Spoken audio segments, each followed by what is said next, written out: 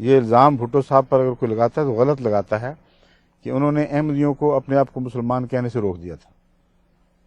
ایک محتاط زبان کا فیصلہ تھا اسمبلی کا، آج بھی لکھا ہوا موجود ہے کانسٹیٹیوشن میں، وہ یہ تھا کہ جہاں تک پاکستان کے قانون اور قانون ساز اسمبلی کے فیصلے کا تعلق ہے، احمدیز آر ناٹ مسلمز۔ قانون کی نقطہ نظر سے جہاں تک احمدیوں کا اپنے آپ کو مسلمان سمجھنے کا حق ہے، اس پہ کوئی تبر نہیں رکھا گیا۔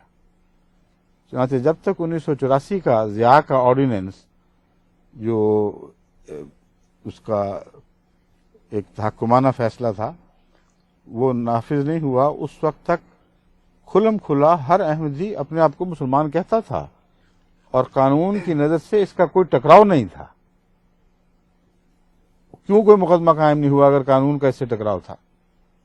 10 سال تک اس قانون کی یہی تشریح چلی ہے سارے ملک میں کہ ہم تمہیں غیر مسلم سمجھتے ہیں، ہمارا حق ہے جو مرضی سمجھیں، تم اپنے آپ کو مسلمان سمجھتے ہو، تمہارا حق ہے جو مرضی سمجھو۔ اور یہاں بات ختم ہو گئی۔ تکلیف تو تھی، لیکن اس میں ہمارے بنیادی انسانی حق پر چونکہ تبر نہیں رکھا گیا تھا، اس لیے احمدی اس بارے میں خاموش رہے، برداشت کرتے رہے۔